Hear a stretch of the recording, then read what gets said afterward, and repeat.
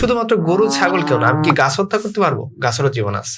মানুষ হিসেবে কোনো কিছু হত্যা না করে কিভাবে বেঁচে থাকতে পারি, তাহলে আমি তাদেরকে বলবো আপনারা বালু খান, ধুলা বালু খান, এগুলোর জীবন নেই, মরা পাতা খেয়ে বেঁচে থাকেন।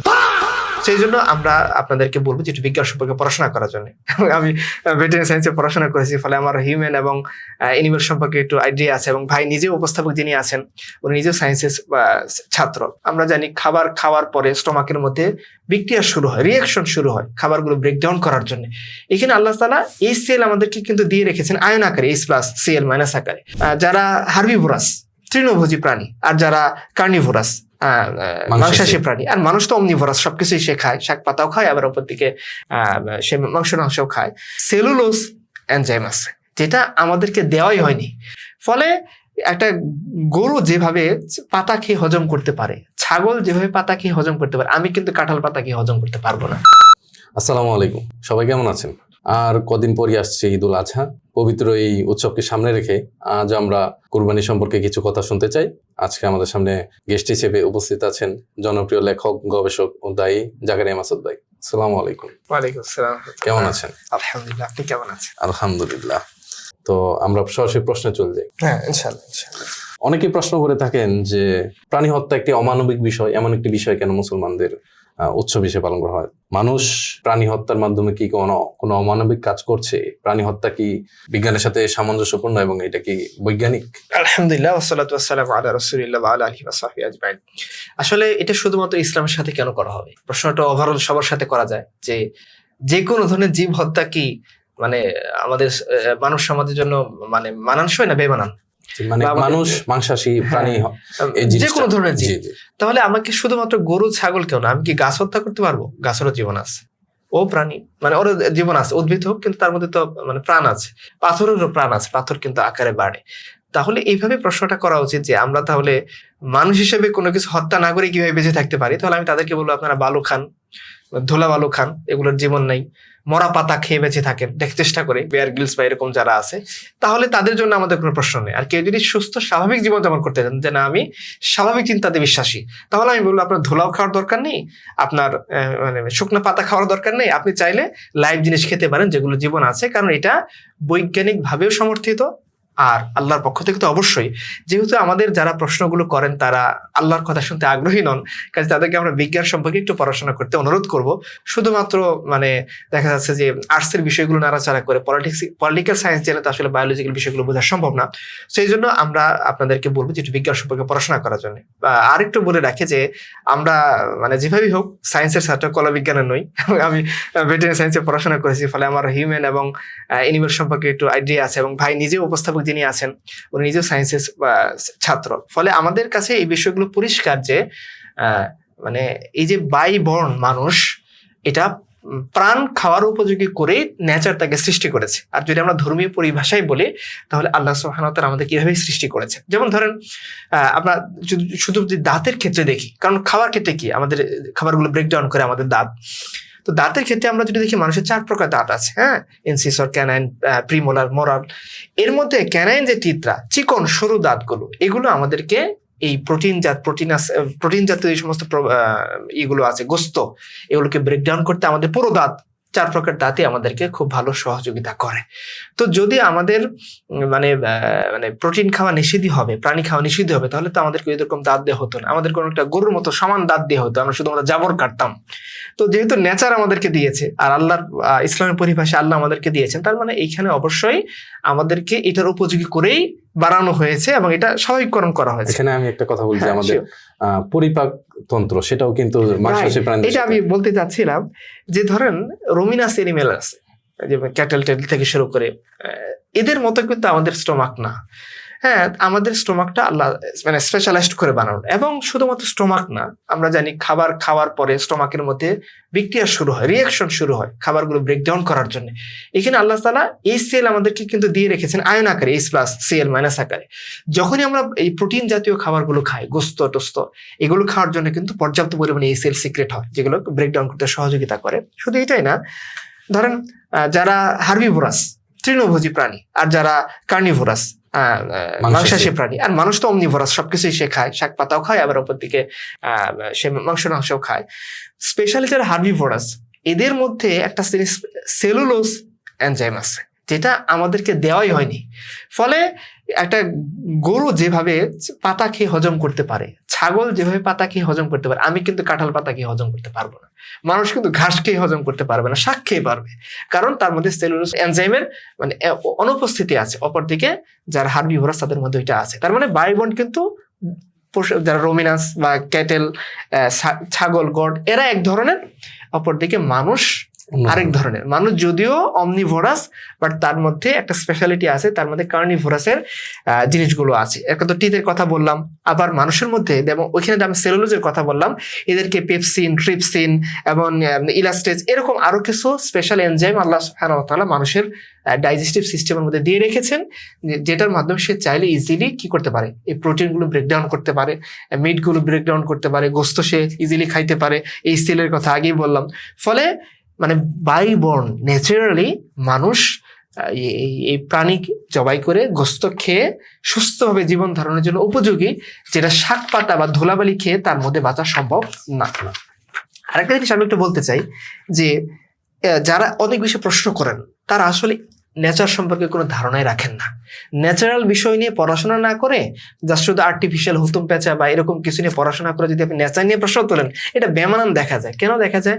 যে নেচারের মধ্যে কিন্তু আমরা ইকোসিস্টেম দেখি, হ্যাঁ, তারপরে বাস্তু সংস্থান দেখি। বাস্তু সংস্থানের মধ্যে নেচারি বিজ্ঞানী বলে দিচ্ছে যে এখানে একটা লেভেল আছে, যে প্রথম শ্রেণীর খাদক উৎপাদক, প্রথমে উৎপাদক আছে, এরপরে প্রথম শ্রেণী খাদক, দ্বিতীয় শ্রেণী, তৃতীয় শ্রেণী, টারশিয়ারি। তো এইভাবে আমরা দেখি যে কথার কথা হরিণ ঘাস খায়। এখন ঘাস খাওয়া কি হরিণের জন্য অপরাধ না? ঘাসের তো জীবন আছে, তাহলে হরিণকে এই প্রশ্ন কেন করেন না যে এই বেটা তুই কেন ঘাস খাস, তুই কেন প্রাণের জীবন ধ্বংস করস? তাহলে মানুষের ক্ষেত্রে এই প্রশ্ন কেন আসবে? যদি এই প্রশ্ন করতে হয় তাহলে প্রত্যেকটা পদে পদে করতে হবে, নাম্বার ওয়ান। আর যদি না করেন তাহলে মানুষের ক্ষেত্রে আপনি করতে পারবেন না। তাহলে এই যে একটা ন্যাচারাল রুলসকে, যে হরিণ ঘাস খাবে, এটা তার বেঁচে থাকার তাগিদে তাকে খেতে হয়। এবং হরিণকে বাঘ খাবে, বাঘকে বেঁচে থাকার তাগিদে খেতে হবে। বাঘকে আবার মারা যাওয়ার পরে দেখা যাচ্ছে যে চিল বা এরা খাবে, হ্যাঁ, এরপরে এরা আবার হয়ে যাবে, জমিনের সাথে মিশে যাবে বিভিন্ন ব্যাকটেরিয়ার কারণে। তো এই যে প্রসেসটা, এই প্রসেসটা হলো বেঁচে থাকার তাগিদে জীবন, মানে যাদের মধ্যে জীবন আছে এদেরকে নেচার দিয়েছে, আর ইসলামিক পরিভাষা আল্লাহ সুবহানাহু ওয়া তাআলা দিয়েছেন। কাজে এখানে প্রশ্ন তুললে প্রত্যেকটা ইকোসিস্টেমের প্রত্যেকটা পদে পদে, বাস্তু সমাজের প্রত্যেকটা পদে পদে প্রশ্ন তোলা উচিত। জাস্ট আপনি শুধুমাত্র লাস্ট স্টেজে বা সেকেন্ড স্টেজে গিয়ে মানুষের উপরে প্রশ্ন তুলতে পারেন না। এখন এটা আপনাকে মেনে নিতে হবে যে এটা হলো নর্মাল সিস্টেম। দেখেন, নর্মাল সিস্টেম মেনটেন করতে গিয়ে কিন্তু নেচারের কোনো সমস্যা হয় না। যেমন আমরা কি কোথাও দেখেছি যে হরিণ ঘাস খেতে খেতে বন একেবারে উজাড় করে ফেলেছে? এরকম তো কখনো হয় না। আবার এসএমএস বাঘও কখনো হরিণ খেয়ে শেষ করে দিতে পারেনি, তাই না? এরকম আবার ধরেন শকুনও কখনো বাঘ মারা যাওয়ার পর পুরো বাঘকে উজাড় করে দিতে পারেনি। আর মানুষও যখন খাওয়া শুরু করেছে, সেও কিন্তু স্বাভাবিক পর্যায়ে যখন খেয়েছে তখন সেইভাবে প্রকৃতির উপর এরকম হারামটা হয়। যখন সে পুঁজিবাদ দ্বারা প্রভাবিত এক্সেস পরিমাণে নেচারের প্রতি আধিপত্য বিস্তার করতে গেছে ইসলামের বাইরে গিয়ে, তখন নেচারের সমস্যা হয়েছে। মানে নেচারের সমস্যাটা এই বাস্তু সংস্থানের কমন নিয়মটা করেছে মানুষের পুঁজিবাদ দ্বারা উদ্বোধিত, মানে পুঁজিবাদ থেকে উজ্জীবিত নেচারকে জয় করা, যে আধিপত্যবাদী প্রবণতা, এইটা। সো নর্মাল যে ন্যাচারাল সিস্টেম, এই ন্যাচারাল সিস্টেমগুলো আমাদেরকে এই কথাই বলে যে প্রাণী খাওয়া ক্ষেত্র বিশেষে নিজের জীবন ধারণের জন্য একটা লিমিটেড পরিমাণে, এটা অন্যায় না। আমাদের দাঁত থেকে শুরু করে আমাদের এনজাইম, আমাদের ডাইজেস্টিভ সিস্টেম, আমাদের ফিতরাত, আমাদের যে পরিপাক তন্ত্র, এগুলো আমাদেরকে বলে প্রাণী খাওয়াটা অন্যায় না। এবং স্বাভাবিক জিনিস বলে যে যদি প্রাণী জবাই করা অন্যায় হয় তাহলে গাছ খাওয়াটা অন্যায় হবে, যেহেতু তারও জীবন আছে। আর পুরো বাস্তু সংস্থানটা নিয়ে আপনাকে প্রশ্ন তুলতে হবে যদি আপনি শুধুমাত্র প্রাণী হত্যা বা প্রাণী জবাই বা প্রাণীকে মারা এইটার প্রতি আপনি ফোকাস করেন। সো আমরা যারা এই ব্যাপারে ফোকাস করতেছেন তাদেরকে আমরা বলি একটু কাইন্ডলি আপনারা নেচার সম্পর্কে, বায়োলজি সম্পর্কে, একটু এনজাইম, একটু ডাইজেস্টিভ সিস্টেম, একটু বাস্তু সংস্থান, এগুলো একটু পড়ে তারপরে আপনারা কথা বলেন। শুধুমাত্র চারুকলায় মানে আপনি চারুকলায় আঁকাআঁকি করে অভ্যস্ত, তো এটাই করেন, আপনি কেন এখানে প্রশ্ন করবেন? আমরা আপনাকে একটু মানে একটু বিনয়ের সাথেই কথাটা বলবো। তো প্রথম প্রশ্নের পর আমরা যেহেতু প্রথম প্রশ্নের উত্তর দেখলাম যে মানুষ বৈজ্ঞানিকভাবেই খাবার মাংস হজম করার উপযুক্ত এবং মানুষকে সেভাবে তৈরি করা হয়েছে, তো তারপর আমাদের অনেকে এই প্রশ্নের উত্তর পেলে আরো অনেকের মাঝে প্রশ্ন জাগে যে ধরলাম মানুষ প্রাণী খাওয়ার উপযুক্ত, কিন্তু আমরা ধর্মের নামে কেন প্রাণী হত্যা করব এবং ধর্মের নামে কেন আমরা প্রাণী হত্যা করে সেটাকে উৎসব হিসেবে পালন করব? আচ্ছা, চমৎকার কথা। ধর্মকে বাদ দিয়ে দিলেও আমাদেরকে প্রাণী হত্যা করা উচিত না? বেঁচে থাকার তাগিদে করা তো উচিত। সো এটাই, আমরা যদি যখন ধর্ম মানে ইসলাম কেউ করে তখন তাদের রাগ উঠে যায়, কিন্তু এই কাজটা যদি অন্য ধর্মাবলম্বী কেউ করে, যেমন বলিদান একটা উৎসব আছে, দেখবেন যে ওই সময় আপনি কিন্তু পত্রপত্রিকা কোনো লেখা পান না। হ্যাঁ, নেপালে একটা বড় উৎসব আছে, হ্যাঁ, গোমাতাকে জবাই করার উৎসব, প্রচুর পরিমাণে ষাঁড় গো হত্যা করা হয়, এটা নিয়ে আপনি কখনো কথা পাবেন না। আরো অনেক জায়গায় আমরা দেখি, অনেক মাজারে দেখবেন, হ্যাঁ, মুরগি টেনে ছিঁড়ে ফেলতেছে জিন বশ করার জন্য, সেখানে আপনি কোনো কলাম পাবেন না। শুধুমাত্র প্রশ্নটা আসে কখন? স্পেসিফিকলি আমি যদি বলি কোরবানির সময়। তার মানে প্রশ্ন যারা করতে চান তাদেরকে সব জায়গায় প্রশ্ন করতে হবে, যেহেতু তারা প্রশ্ন করেন না তাহলে তাদের নিরপেক্ষতা নিয়ে পর্যাপ্ত পরিমাণে সন্দেহ করার সুযোগ আমাদের রয়ে যায়, যে তারা শুধুমাত্র একটা ধর্মকে টার্গেট বানাইতে চান, একটা ধর্ম অনুসারীকে টার্গেট বানাইতে চান, সেই ধর্মটা হলো ইসলাম এবং সেই অনুসারীটা হলেন মুসলমান। এখন বলেন, প্রথম কথা হলো, আমরা সেটা আগে ক্লিয়ার করেছি যে প্রকৃতি আমাদেরকে এভাবেই বানিয়েছে, আর আমরা ইসলামী পরিভাষায় বলবো আল্লাহ আমাদেরকে এভাবেই বানিয়েছেন যে আমাদেরকে জীবিকার তাগিদে, বেঁচে থাকার তাগিদে প্রোটিন খেতে হবে। আপনি দেখেন প্রোটিনের মধ্যে যে পরিমাণ আপনার মানে শক্তি আছে, এটা কিন্তু আপনি ভেজিটেবলে পাবেন না, তাই না? ভেজিটেবলে আলাদা শক্তি আছে, সেটা অবশ্যই চোখের জন্য ভিটামিন এ থেকে শুরু করে অনেক কিছু আছে, কিন্তু প্রোটিন আপনি তো ভেজিটেবলের কাছে প্রোটিন পাচ্ছেন না। সো প্রোটিন, আপনার দেহের প্রোটিনের ঘাটতি পূরণ করার জন্য আপনাকে কি করতে হবে? মাংস খেতে হবে। মাংস খেতে আপনাকে প্রাণী জবাই করতে হবে। এখন আমরা ধর্মের নামে কেন করব? প্রথম কথা, এটা আমাদের ইবাদত। যদি পৃথিবীর অন্য কোনো কারণ নাও থাকতো তারপর আমরা এটা করতাম, যেহেতু এটা আমাদের ধর্মের ইবাদত আর আমরা আমাদের ধর্মকে অনুসরণ করি। 2 নাম্বার, এটা না করলে, আমরা যদি প্রাণী না জবাই করি তাহলে বাস্তু সংস্থানে কি প্রবলেম হয়? দেখেন, ইন্ডিয়াতে রিসেন্ট তো আছে যে গরু জবাই করার উপর তারা নিষেধাজ্ঞা দিয়েছে। নিষেধাজ্ঞা দেওয়ার আগেই, বিজেপির এই লাস্ট টার্মের আগে থেকে ইন্ডিয়াতে 50 লক্ষ বেওয়ারিশ গরু আছে। গরু, যেহেতু তারা গরুর উপর নিষেধাজ্ঞা দেয়, এখন বলেন তো এই 50 লক্ষ বেওয়ারিশ গরুর অবস্থা কি? প্রায় আমরা ভিডিওতে দেখি বাচ্চাকে গুঁতো মেরে পেট ফোটা করে দিচ্ছে, তারপরে বাইক চালিয়ে যাচ্ছে, বাইকের উপর এসে পড়তেছে, বৃদ্ধ মানুষকে করে দিচ্ছে। কারণ বাস্তু সমাচারের মধ্যে আপনি উল্টাপাল্টা করেছেন। একটা নর্মাল লেভেল মেনটেন করে কিছু গরু থাকবে যে মানুষকে কৃষিকাজে হেল্প করবে, কিছু গরুকে দুধের জন্য প্রডিউস করা হবে, কিছু গরুকে আবার পালন করা হবে কিসের জন্য? খাবারের, শুধুমাত্র মানে গোস্তের পারপাসে, মিট পারপাস। এই পুরো বাস্তু সংস্থানকে আপনি উল্টাপাল্টা করে ফেলছেন, ফলে আপনাকে এখন গরুর গোতা খাইতে হবে। শুধু এটা না, অ্যাক্সিডেন্ট কি পরিমাণ! হরিয়ানাতে প্রায় 900 মানুষ মারা গিয়েছে গরু তাণ্ডবে। কেউ গরুর পায়ের নিচে পড়ে, কেউ গরুর গুঁতো খেয়ে, মানে বেওয়ারিশ গরু। এটা ন্যাশনাল জিওগ্রাফি 2023 সালের রিপোর্ট আমি বলতেছি, আর হিন্দুস্তান টাইমস থেকে শুরু করে আরো অনেক রিপোর্ট আছে। এবং দেখেন, এদের সরকার যখন চিন্তা করলো যে গরু এভাবে লালন পালন করা নিষেধ, ফলে কি হচ্ছে যে মানুষ তো আর বাণিজ্যিকভাবে গরু পালন করতে আগ্রহী না। ও কি করবে? গরু ছেড়ে দিয়েছে। এখন সরকার এদেরকে পালন করার জন্য প্রায় 7,600 মানে প্লাস তারা গোশালা নির্মাণ করেছে। এখানে প্রায় 5.8 বিলিয়ন রুপি তাদের সরকারি গচ্ছার আছে, যেটা গরুর পেছনে তারা মানুষের পেছনে ব্যয় করতে পারতো। ওইখানে কিন্তু টয়লেটের প্রচুর সমস্যা। আপনারা দেখেন রাস্তাঘাটে মানুষ কিন্তু ওয়াশরুম করতেছে। তো এইটা কিন্তু আমরা চাইলে ওয়াশরুম বানাইতে পারতাম, আমরা বলে মেট্রো রেল বানাইতে পারতাম, আমরা গরিব মানুষ উন্নত করতে পারতাম। সেটা না দিয়ে আমাদেরকে গরুর পেছনে ব্যয় করতে হচ্ছে। এজন্য ইসলাম এই নর্মাল বাস্তু সংস্থানকে মেনটেন করার জন্য সে চায় যে এটা বজায় থাকুক। এটা তো আমি বললাম ন্যাচারাল দিক থেকে। আরেকটা জিনিস খেয়াল করেন, কোরবানিতে সে কি শুধু পশু কোরবানি দেয় না আরো কিছু করে? যেমন আমরা যখন অন্যান্য ধর্মের বলি দেখি, সেটা কিন্তু কি করে, দেখা যাচ্ছে ফেলে দিয়ে চলে আসে। এবং রিসেন্ট দেখা গেলো যে অনেক মরা গরু ডাস্টবিনে ফেলে দেওয়া হচ্ছে। আচ্ছা, গরু স্বাভাবিকভাবে মরে গেল, ওদের নিয়ম হল 14 বছরের মতো, এরপর আপনি ডাস্টবিনে ফেলে দিলেন। এই গরুর অর্থনৈতিক ফায়দাটা কি? কোনো ফায়দা নেই। মানে সে দেশের জন্য কি দিল? ন্যাশনাল তারপর ন্যাশনাল জিডিপিতে, জিএনপিতে তার অবদান কি? গরুর কোনো অবদান থাকলো না তো। কিন্তু দেখেন, এই গরুটা যদি আপনি জবাই করেন, বিক্রি করেন প্রায় 800 টাকা কেজি গরুর গোস্ত, একটা বিশাল অর্থনীতি। গরুর চামড়া একটা বিশাল অর্থনীতি, গরুর নেহারি বিশাল অর্থনীতি। এখানে যেহেতু ফুড বিজনেস, আমাদের রেস্টুরেন্ট গুলো অনেক নেহারির উপরেই চলে। আরো গরুর ভুঁড়ি থেকে শুরু করে কি নাই যেটা গরুর অর্থনৈতিক উপকারিতা নাই। গরুর লোমটা পর্যন্ত অর্থকারী, আমাদের কাছে অর্থনৈতিক একটা ফায়দা এনে দেয়। চোখ থেকে শুরু করে, মগজ থেকে শুরু করে, হাড় কিচ্ছু ফালার মতো নাই। গরুর শিং সবকিছুই আমাদের কাছে উপকারী। চামড়া তাহলে ইন্ডাস্ট্রি, দেখেন চামড়া ইন্ডাস্ট্রি, আমি এটা বলবো যে আপনি সুন্দর চমৎকার কথা বললেন, প্রায় চামড়া ইন্ডাস্ট্রি। এখন দেখেন এই যে জিনিসগুলো অর্থনৈতিক ভাবে আপনি যদি চিন্তা করেন তাহলে সেটা আমরা কিন্তু প্রাণীর থেকে পাই, এবং এটার ম্যাক্সিমাম আসে কিন্তু কোরবানি থেকে। এবং একটা রিপোর্ট বলতেছে অ্যাভেলেবল, চামড়া শিল্পের প্রায় 60% প্লাস চামড়া তারা কালেক্ট করে কুরবানির মৌসুমে। চামড়া শিল্পটা টিকিয়ে রাখে কুরবানি। সারা বছর যা হয় মাত্র 40%, আর শুধুমাত্র স্পেসিফিকলি কুরবানির সময় হয় 60% প্লাস। প্রায় $20 মিলিয়ন বিজনেস হয় এখানে। তাহলে আপনি যদি শুধুমাত্র মানে ধর্মীয় শব্দটা মনে হয় যে ধর্মের কারণেই করতেছে, না, শুধু ধর্মের কারণে, একেবারে নেচার থেকে শুরু করে আমার অর্থনৈতিক ইবাদত জড়িত, তাই না? এখানে আরেক জিনিস খেয়াল করেন, এটা তো গেল বিজনেসের আরেকটা সেক্টর খেয়াল করেন, এখানে ব্যাপারী, একদম ব্যাপারী থাকেন, তারা এটার প্রতি সারা বছর এখানে একটা ভালো পরিমাণে ইনকাম করেন। গরুকে কেন্দ্র করে এখানে অনেক ঘাসের বিজনেস হয়। আমি দেখলাম যে ঢাকা শহরে খড়ের বিজনেস হচ্ছে, কাঁঠাল পাতার বিজনেস হচ্ছে এই কোরবানিকে কেন্দ্র করে। শুধু কোরবানি না, গরু না, ছাগলের জন্য কাঁঠাল পাতা মানুষ কিনে নিয়ে যাচ্ছে যারা ছাগল কোরবানি দিবে। তারপরে গলার মালা কিনে নিয়ে যাচ্ছে, এবং দেখলাম বাজারের পাশে ছোট ছোট হোটেল গড়ে উঠছে।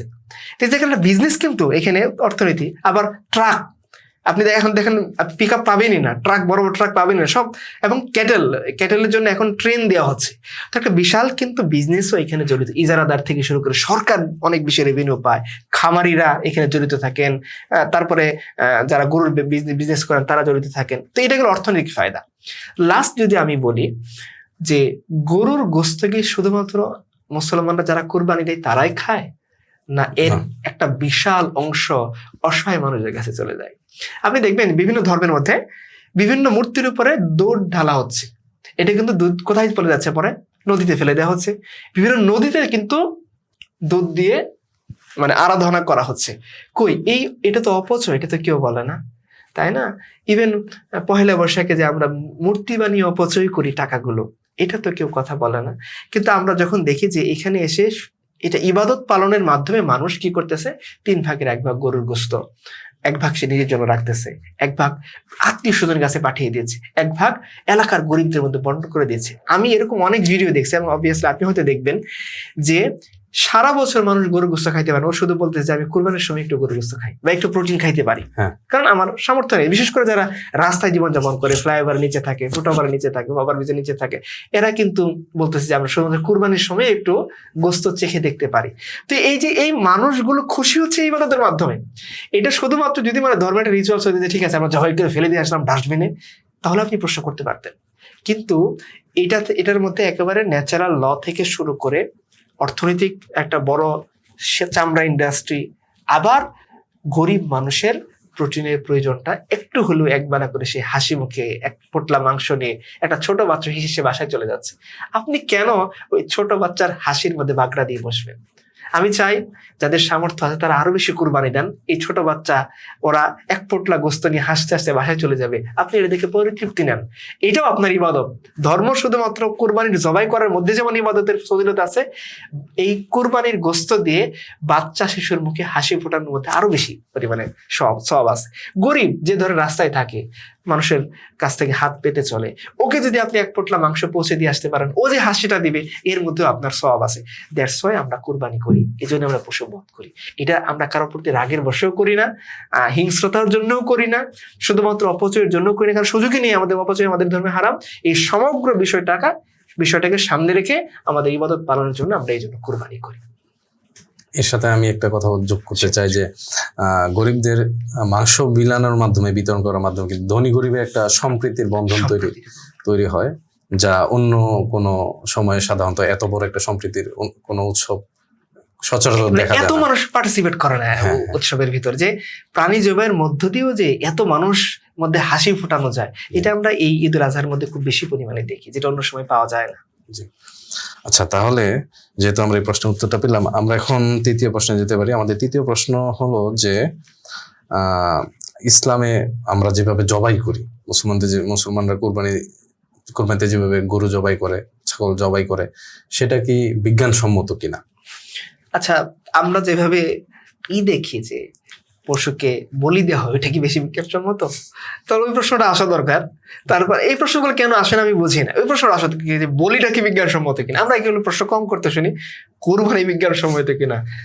সবচেয়ে বেশি বিজ্ঞান গবেষণা, যেহেতু আপনিও সায়েন্সে পড়ছেন আমিও পড়েছি, যে সবচেয়ে বেশি কম কষ্ট পায় এই জবাইয়ের মাধ্যমে। ধরুন আপনি কি দিয়ে মারতে চান, ইলেকট্রিক শক, ওটা বেশি কষ্টের। তারপরে চীনে আপনারা প্রায় দেখবেন যে মাথায় বাড়ি দিয়ে দিয়ে, হ্যাঁ, ওরা কুকুর খায় তো, কুকুরকে হত্যা করা, এটা কি বেশি কষ্টের না বেশি মানে বেশি স্বস্তিদায়ক? ওটা বেশি কষ্টের। ইলেকট্রিক শক দিয়ে মারা বেশি কষ্টের, পানির মধ্যে চুবিয়ে মারা বেশি কষ্টের। তো আপনি যখন তাকে ব্লাডটা একেবারে অল্প সময় বের হয়ে যাওয়ার সুযোগ করে দিচ্ছেন, তার পুরো শরীর নিস্তেজ হয়ে যাচ্ছে, এটা হলো সবচেয়ে বেশি কম কষ্ট দিয়ে হত্যা করা। এই জন্য ইসলাম এই প্রসেসটা বেছে নিয়েছে। এটা নাম্বার 1। নাম্বার 2, ইসলাম রাসূলুল্লাহ সাল্লাল্লাহু আলাইহি ওয়াসাল্লাম খুব স্পষ্ট করে বলেছেন, দেখো মানে কোরবানি জবাই করার আগে ভোঁতা অস্ত্র ইউজ করা যাবে না, যে অনেক বেশি পরিমাণে আপনি না কষ্ট দেওয়া যাবে না। ওকে সুন্দর করে শুইয়ে দিতে হবে, রিল্যাক্স মোডে আপনাকে ধারালো অস্ত্র দিয়ে খুব অল্প সময় জবাই করতে হবে, সে খুব কষ্ট কম পায়। 2 নাম্বার। 3 নাম্বার, তাকে কোনো প্রাণীর সামনে জবাই করা যাবে না, যাতে ওই প্রাণীটা আরেকটা প্রাণী ছটফট না করে। হ্যাঁ, তারপর তাকে সুযোগ দিতে হবে ব্লাডটা বের হয়ে যাওয়ার, আপনি একটু পানি খাইয়ে নেন। তো এইভাবে করে ইসলাম যত স্লটারিং প্রসেস আছে এগুলোর মধ্যে সবচেয়ে বেস্টটা দিয়েছে ইসলাম, যেটার মাধ্যমে সবচেয়ে কম কষ্টে আপনি পশুকে বধ করবেন, খুব ধারালো অস্ত্র দিয়ে অল্প সময়ের মধ্যে। এবং আপনি যখন তার জগুলার ভেইনটা কেটে দিলেন, তার পুরো ব্লাডটা, হার্টটা পাম্প করে করে ব্লাডটা তাকে বের করে দিল খুব দ্রুতই, তার শরীরটা অবশ্যই এগুলো সে কম সব মানে অন্যান্য যত প্রসেস আছে তার মধ্যে সবচেয়ে কম কষ্ট নিয়ে সে দুনিয়া থেকে বিদায় নিল। সো এটা অবশ্যই বিজ্ঞানসম্মত, এবং এই জন্য আল্লাহ সুবহানাহু ওয়া তাআলা এটা দিয়েছেন, জবাই করতে বলেছেন এবং আল্লাহর নাম নিতে বলেছেন জবাইয়ের শুরুতে। জি, ধন্যবাদ আপনাকে। তো আমাদের চতুর্থ যে প্রশ্ন সেটি হচ্ছে যে, যেহেতু এটি একটি ইবাদত এবং এই ইবাদতে ছোট বড় সকলেই অংশগ্রহণ করে, তারা গরু তারপর ছাগল এগুলো জবাই করতে দেখে, তো অনেকে ইদানিং প্রশ্ন করছে এবং আগেও প্রশ্ন হচ্ছে যে এই গরু জবাই বা কোরবানির দৃশ্য সেটা কি বাচ্চাদের মানসিক সমস্যা সৃষ্টি করবে না? Okay fine. যখন শাহবাগে মানে গণ আদালত কায়েম করে ফাঁসির কথা বলা হচ্ছিল, ওই দৃশ্য যখন মানুষ দেখতো, ওইটা কি সমস্যা হইতো না? তখন তো কেউ এটা প্রতিবাদ করছে না যে ফাঁসি কেন, শাহবাগ গণজাগরণ মঞ্চ কেন প্রকাশ্য ফাঁসির দাবি করতেছে। আমরা প্রায়ই দেখি, ধরেন আমাদের বিভিন্ন আন্দোলন সংগ্রামে বাচ্চাদের নিয়ে বাবারা এই যে শেখ হাসিনার ফাঁসির দেখতে যায়, এগুলো কি ইফেক্ট করে না? না, এগুলো ইফেক্ট করে না, বরঞ্চ এগুলো বাচ্চাকে কি বানায়? প্রতিবাদী বানায়। যে আমাদের বাচ্চারা ছোটবেলা থেকে কি নিয়ে প্রতিবাদী মানসিকতা নিয়ে বেড়ে ওঠে। যেমন ধরেন আমাদের 13 বছর বয়সের মুক্তিযোদ্ধা আছেন না, আরো কম বয়সে অনেক ভয় মুক্তিযুদ্ধ আছে 5-6 বছরের। আচ্ছা, ধরুন আমি একজনের কথা, যিনি 13 বছরের মুক্তিযোদ্ধা, সর্বকনিষ্ঠ মুক্তিযোদ্ধা, যিনি বীর প্রতীক উপাধি পাইছেন, তিনি পাকিস্তান মিলিটারিদের ক্যাম্পে গ্রেনেড হামলা করেছেন। তাহলে এটা তো বাংলাদেশের আইন যদি সে ইউএন এর ফলো করে, ইউনিসেফের আইন, 18 বছর নিচে সবাই শিশু, তাহলে এই শিশু যুদ্ধ করতে কিভাবে গেছে? শিশু যুদ্ধ হয়ে গেছে না? এটা কিন্তু আমরা দেশ সেলিব্রেট করতেছি যে না, শিশু হয়ে সে বীরত্ব যে দেখাইছে, এটা অনেক আমাদের জাতির জন্য অনেক গর্বের বিষয়। এবং আমরা ঠিক আছে, আমরা এটা ভালো মনে করি যে একটা বাচ্চা হয়ে সে জুলুমকে প্রতিরোধ করার জন্য সে গ্রেনেড নিয়ে পাকিস্তানি মিলিটারি বাহিনীর মধ্যে হামলা করেছে, এটা সব জাতির গরুর বিষয় হয়ে গেল। এই ছেলে যদি গরু কোরবানি দিতে যায় সেটা হয়ে গেল খারাপ বিষয়, এটা তো মানুষই হলো না বিষয়টা। তার মানে এটা আমাদের হিপোক্রেসি আছে যে আমরা মানে আমাদের অ্যাঙ্গেলে, ধরেন একটা বাচ্চা কোন দলের জন্য সে পিকেটিং করতে নামছে, বলবে যে সাবাস বাঘের বাচ্চা, পুরোটাই কলিছে, এত এই ছোট্ট বয়সে সে আন্দোলন নেমে গেছে। এই যদি কোরবানি দিয়ে যায়, বাহাবারে খুব বর্বরতা হয়ে গেল, মধ্যযুগীয় কাণ্ড হয়ে গেল। তার মানে এই বিষয়গুলো আসলে এটার পলিটিক্যাল ডায়ালগ, এটা বিশেষ কোনো গোষ্ঠীকে খুশি করার ডায়ালগ, বা এটা আসলে মানে এটা হিপোক্রেসি ডায়ালগ। আচ্ছা, এখন আমরা আরেকটা জিনিস দেখি যে একটা বাচ্চা যদি কষ্ট পায়, যেটাকে আসলে মেডিকেল পরিভাষায় পিটিএসডি বলা হচ্ছে, হ্যাঁ, পোস্ট ট্রমাটিক স্ট্রেস সিনড্রোমের কথা বলা হচ্ছে, বা আরেকটা জিনিস আছে সেটা হচ্ছে PITS। হ্যাঁ, তো এই জিনিসগুলো কখন ঘটে তারা বলেছেন, তার জন্য প্রায় 8টা কন্ডিশনকে কাছাকাছি একসাথে হইতে হয়। শুধু জবাই দেখলেই হয়ে যাবে ব্যাপারটা এরকম না। এখানে আরো কয়েকটা প্রায় 8টা কন্ডিশনের কথা পিটিএসডির ক্ষেত্রে বলা হচ্ছে। যে ধরেন যদি কেউ ক্লোজ মানুষকে এরকম দেখে যে তার কাছের মানুষকে অত্যাচার করে, তখন মানুষ এটা শক খায়, তার মধ্যে একটা ট্রমাটিক কন্ডিশন তৈরি হয়, পোস্ট ট্রমাটিক স্ট্রেস সিনড্রোম যেটাকে বলা হচ্ছে। এটা নর্মালি তৈরি হয় না, কাছের মানুষকে এরকম কিছু হইতে দেয়। গরু কি কারো কাছের মানুষটা কি ওকে কারো সন্তান নাকি? হ্যাঁ, যে সন্তান মানে তার বিষয় ভিন্ন। আমরা তো আমাদের কি গরু, আমরা কেউ গরুর পুত্র নই, গরুর কন্যা নই, কাজে আমাদের কষ্ট ওইটা হওয়ার সুযোগই নেই। 2 নাম্বার, কেউ যদি নিজের উপরে এরকম অন্যায় হতে দেখে, মানে কেউ কাউকে ধরেন সেক্সুয়ালি অ্যাবিউজ করছে, এক্ষেত্রে সম্ভব। এক্ষেত্রে গরুর সাথে তো সেক্সুয়ালি অ্যাবিউজিং বা এরকম কিছু হচ্ছে না, সো এটা হওয়ার সুযোগ নেই। তারপরে ধরেন আত্মীয় স্বজনের উপর হচ্ছে, প্রফেশনাল ডিউটি করার সময় হুট করে সে একটা, এখানে বাচ্চা তো প্রফেশনাল ডিউটি করতে যাচ্ছে না, বছরে একদিন বাবার সাথে গেছে, হ্যাঁ। তো এবং আরেকটা বিষয় হলো নাম্বার 5-এ, যে ওই চিন্তাটা বারবার আসতে হবে, মানে তার মনে পড়ে যাবে এটা কি দেখছে বাচ্চা। আমরা কোনো বাচ্চা এরকম দেখিনি যে একবার কোরবানি দেখার পর বারবার চিন্তা বাবা বাবা ওকে চিৎকার দিয়ে উঠতেছে, এরকম তো হয় নাই। বাচ্চা কুকুর দেখে চিৎকার দিয়ে ওঠে, কিন্তু তারা কিন্তু কুকুর নিধন করতে দেয় না। কুকুরের কারণে জলাতঙ্ক হচ্ছে, কুকুরের কারণে বাচ্চা ভয় পাচ্ছে, এটা নিয়ে কিন্তু কোনো মাথা ব্যথা নেই। বাচ্চা মারা যাচ্ছে। জলাতঙ্ক অসংখ্য বাচ্চাকে আমরা দেখতে পাচ্ছি, জলাতঙ্কে আক্রান্ত হলে এবং শুধু ছিঁড়ে ফেলতেছে কুকুর, কামড় দিয়ে পিচ্ছি পিচ্ছি। ফজরের নামাজে যাওয়ার সময় আমরা দেখেছি, স্কুলে যাওয়ার সময় তো ফজরে যারা নাও যায় ওই বাচ্চা তো রেহাই পাচ্ছে না। তো এটা হলো ওইভাবে বারবার শখ খাওয়া, মনে পড়ে যাওয়া। কুকুরের বেলায় তারা কিন্তু কথা বলতেছে না, কিন্তু আমরা কখনোই দেখি না যে কুরবানি করতে গিয়ে ছেলেটা প্রত্যেক সপ্তাহে কেঁপে উঠতেছে রাতের বেলা, এরকম নেই। এই কন্ডিশনও থাকবে। তারপরে কি 6 নাম্বার, নিজেকে দায়ী মনে করতে হবে। এই বাচ্চা আমরা কখনোই দেখি না যে কুরবানি করার পর সে নিজেকে গিল্টি ফিল করতেছে যে না আমি কি করলাম। তারপরে কি সবাইকে সন্দেহের চোখে দেখা, খিটখিটে মেজাজ তৈরি হয়ে যাওয়া, হ্যাঁ। এবং দেখতে হবে যে এই কারণগুলোর সাথে ড্রাগ বা এগুলো যুক্ত হওয়া যাবে না। তো এই বিষয়গুলো, তো এই সার্বিক বিষয় মিলিয়ে ওই জিনিসটা তৈরি হয়, যেটাকে কি বলা হচ্ছে পিটিএসডি। তো এই বিষয়টা হতে গেলে এই বিষয়গুলো লাগবে, শুধুমাত্র কুরবানি দেখলেই হবে না। এখন বলেন তো, প্রথম কথা, কুরবানির পশুর সাথে আত্মীয়তার সম্পর্ক নাই, সে এরকম শখ খাবে না। 2 নাম্বার হচ্ছে যে কুরবানির পশুকে কেন্দ্র করে আমরা কখনোই দেখি নাই যে বাচ্চা প্রত্যেক সপ্তাহে বা মাসে একদিন করে এরকম শক্ট হয়ে উঠতেছে বা নিজেকে গিল্টি ফিল করতেছে যে আমি এটা কেন করলাম। আরো যে বিষয়গুলো, চিন্তা বারবার আসা, অবসন্ন মন নিয়ে বসে থাকা, বিষাদ নিয়ে, এগুলো কখনোই আমরা দেখিনি। ফলে এটা হওয়া সম্ভব না, উল্টাটা হওয়া সম্ভব। কি সম্ভব? যে এর মাধ্যমে বাচ্চা আরো স্বতঃস্ফূর্ত হবে, হ্যাঁ, এটা সম্ভব। কেউ সম্ভব। একটা আছে রিলিজিয়াস কোপিং মেথড, একটা বলে জিনিস আছে, সাইকোলজিতে খুব বেশি ইউজ করা হয় এবং এটা পজিটিভ ইফেক্ট তৈরি করে। ডোবেরা কুলামান থেকে শুরু করে আর অনেকেই গবেষণা করেছে যে এগুলো বাচ্চাদের মধ্যে কি করে, একটা পজিটিভ সাইকোলজি তৈরি করে। কোত্থেকে আসে? এটা আসে ইবাদতের কনসেপ্ট থেকে। যেমন আমরা আমাদের ধর্মে ইন্না সলাতি ওয়া নুসুকি ওয়া মাহিয়ায়া ওয়া মামাতি লিল্লাহি রাব্বিল আলামিন, এই যে ইবাদতের কনসেপ্ট, যে আমার সবকিছু আল্লাহর জন্য নিবেদিত।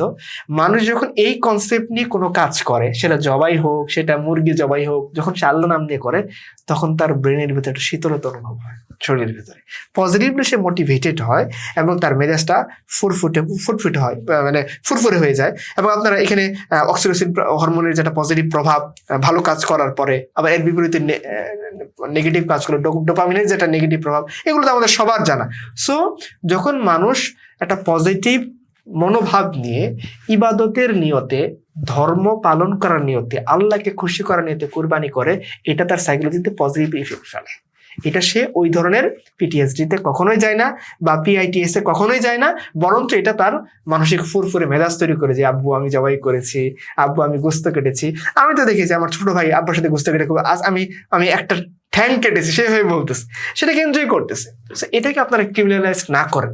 হ্যাঁ, আরেকটা কথা, হ্যাঁ, যদি এরকম হয় যে আমাদের স্লটার হাউস গুলো ভালো, আমরা স্লটার হাউসে নিয়ে গেলাম, সমস্যা নেই, কিন্তু আমাদের দেশে কালচারটাই নেই। আপনি যদি স্লটার হাউস তৈরি করার পর এই কথা বলতেন যে প্রত্যেকটা গ্রামে একটা ভালো স্লটার হাউস আছে, আপনারা ওইখানে নিয়ে যান, দ্যাটস ফাইন, কোনো সমস্যা নেই। ধরেন সিটি কর্পোরেশনের প্রত্যেকটা ওয়ার্ডে ভালো স্লটার হাউস আছে, তা না করে আপনি এই কথা তো বলতে পারেন না, তাই না? তারা তো কারণ দেখাচ্ছে যে বাচ্চাদের মানসিক সমস্যা হবে, এবং আমি হজে দেখেছি যে কেউ কুরবানি দিচ্ছে না, এই জন্য আমরা নিজেদের কুরবানি নিজে দিব না, এই ধরনের কারণ দেখাচ্ছে। ফাইন, আমরা হজে গিয়ে দেখেছি ওই দেশে নর্মাল কোনো বাসই নাই। আপনার উচিত তাহলে গুলিস্তান থেকে সবগুলো নর্মাল বাস তুলে ফেলে এসি বাস নামান। হজে তো আমরা এটাও দেখছি, রাস্তায় মক্কা মদিনার রাস্তায় চতুর্দিকে ধুলি দেখা, শুধু রাস্তায় ধুলা নাই। আপনার রাস্তায় কি ধুলা ছাড়া চলা যায়? এটা তো আপনি হজে দেখছেন। হজে আপনি দেখেছেন কোরবানি পশু জবাই করার চোখে আপনি দেখতেছেন না, কারণ অনেকগুলো স্লটার হাউস আছে। আপনার কয়টা স্লটার হাউস আছে আপনার সিটি কর্পোরেশন? নেই তো। কাজে আপনি যদি অনুকরণ করতে চান, আপনাকে উচিত সুন্দরভাবে অনুকরণ করা, তাদের মধ্যে স্লটার হাউস রাখা, তাদের মধ্যে পরিষ্কার পরিচ্ছন্নতা বজায় রাখা। এগুলোর জন্য তো আমরা অ্যাপ্রিশিয়েট করবো, কারণ ইসলাম পরিষ্কার পরিচ্ছন্নতাকে অনেক বেশি প্রাধান্য দেয়। হ্যাঁ, কিন্তু দেখা যাচ্ছে সিটি কর্পোরেশন মানে ময়লা এগুলোকে ডাস্টবিনে যে পরিমাণ ময়লা যাবে, দুর্গন্ধ ছড়ায়, এটাই তো তারা নির্মূল করতে পারে না। কোরবানির রক্ত, এগুলো তো তারা ঠিকভাবেই করতে পারে না। তাহলে তারা যদি বলে যে আমরা দেখে আসছি, আমরা বলবো আপনি ভালো করে দেখেন এবং ওইটা ভালো করে অনুসরণ করেন, ভালো স্লটার হাউস বানান, হ্যাঁ, এটা পরিষ্কার পরিচ্ছন্নতা ভালো করেন, হ্যাঁ, জায়গায় জায়গায় আপনি প্রশিক্ষণ দেন, কোনো সমস্যা নেই, সিটি কর্পোরেশনের কর্মী বানান, এগুলো তো আমরা অ্যাপ্রিসিয়েট করি। কিন্তু আপনি যদি শুধুমাত্র ওই বিষয়টা ধরেন যে বাচ্চারা কষ্ট পাবে, তাহলে আমি বলবো এটা বিজ্ঞানসম্মত কথা হলো না, কারণ এটা কষ্ট পাইতে গেলে 8টা কারণ একসাথে হইতে হবে। তো এর সাথে আমি একটা কথা যুক্ত করতে চাই যে যারা এই ধরনের কথা বলে তাদের শতকরা 100% তারা মুভি দেখে, সিনেমা দেখে। তো সিনেমাতে কিন্তু প্রচুর ভায়োলেন্স আছে, সহিংসতা আছে, তারা তাদের সন্তানদের নিয়ে সেই সব ভায়োলেন্স দেখে এবং সেগুলো এনজয় করে, সেগুলো পড়ে দেয়। গেমের মধ্যে কি হচ্ছে, হ্যাঁ, বাচ্চা পোলাপানগুলো, আমাদের সে কিন্তু গেমগুলো নিষেধ করা হচ্ছে না, এটা কিন্তু গুলাগুলি, এখান থেকে কিশোর গ্যাং তৈরি হচ্ছে, এটা তো নিষেধ করা হচ্ছে না। এবং আপনারা জানেন যে বিভিন্ন ধরনের আমাদের যে ইন্ডিয়ান সিরিয়াল গুলো আছে, এগুলো কিন্তু কিশোর গ্যাং তৈরি করার জন্য দায়ী। হ্যাঁ, বিভিন্ন সময় অপরাধীদের দেখা যাচ্ছে তারা বলেছে তারা বিভিন্ন সিরিয়াল মুভি দেখে তারা এইসব থেকে অনুপ্রেরণা নেয়। এটা কেন রস্যু খার মতো সিরিয়াল কিলারের কি আজকে আজ পর্যন্ত এক যুগ ধরে শাস্তি হয়েছে? তো এটা এগুলো না করে যদি আপনি শুধুমাত্র এটা ধরেন, এটা ঠিক না। কোনো বাচ্চা যদি ভয় পায় তাকে তো কেউ আনতে বলতেছে না, আর যে স্বতঃস্ফূর্তভাবে অংশগ্রহণ করছে তাকে কেউ বাধা দিতে যাচ্ছে না। That's it. আচ্ছা, তাহলে আমরা পরের প্রশ্ন চলছে। আমাদের পরের প্রশ্ন হচ্ছে যে কেন আমাদের গরুই কুরবানি দিতে হবে? আমরা কি চাইলে বকরি দিতে পারি, ছাগল দিতে পারি? যেহেতু কুরবানিকে বহুদিন ধরে বাংলাদেশে আমরা অনেক সময় বকরি ঈদ বলে এটাকে সম্বোধন করি, তো এই বিষয়ে আপনার মন্তব্য কি? এই বকরি ঈদ বলে সম্বোধনটা কারা করে? আমরা জীবনে কখনো করিনি। আমরা এটাকে ঈদুল আজহা, বড় ঈদ বলে এসেছি, কুরবানি ঈদ বলে এসেছি। এই বকরি ঈদ বলে ইন্ডিয়ান কিছু মানুষ, কলকাতার কিছু মানুষ। এটা হলো একটা পলিটিক্যাল চক্রান্ত, এটা আমি পরের দিকে বলতেছি ইনশাল্লাহ। চমৎকার প্রশ্ন যে কেন আমরা গরু কুরবানি দিব। এখন বলুন তো আমাদের দেশে অ্যাভেলেবল প্রাণী কোনটা খুব বেশি পরিমাণে, মানে চতুর্দিকে যেটাকে উৎপাদন করা হয়? মুরগির পরে গরু। তাহলে আপনি যদি অ্যাভেলেবিলিটি বিবেচনা করেন যে আপনি যত মানুষ কুরবানি দিবে সেই অনুপাতে যদি আপনি মনে করেন কোন পশুটা বাংলাদেশে অ্যাভেলেবল, ওট কিন্তু অ্যাভেলেবল না, দুম্বা কিন্তু অ্যাভেলেবল না, ছাগল অত বেশি পরিমাণে প্রডিউস হয় না। কারণ ছাগল পালাটা হলো অনেক ওয়ান কাইন্ড অফ লস, কারণ যে পরিমাণ সময় লাগে, ওর যে গ্রোথ রেট, এটা মানে অত বেশি প্রফিটেবল হয় না। দেখা যাচ্ছে 1-2 হাজার টাকা প্রফিট হয়। তো 1-2 হাজার টাকা প্রফিট মানুষ করতে চায়, মানুষ কি চায়? 10,000 টাকা, 15,000 টাকা পরিবার চালানো, যে একটা যে জিনিসটা সে লালন পালন করবে, সেই জিনিসটা লালন পালন করে যাতে সেটা ভালো প্রফিট করে একটা পরিবার নিয়ে চলতে পারে। এই চিন্তা থেকে আমাদের দেশে সবচেয়ে বেশি লালিত পালিত হয় গরু।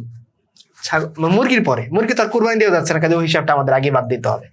মানে দু পায়ে যে সমস্ত মুরগিগুলো, এগুলো যে কুরবানির যোগ্য পশু, এগুলোর মধ্যে সবচেয়ে বেশি অ্যাভেলেবল চতুর্দিকে এবং প্রফিটেবল কোনটা?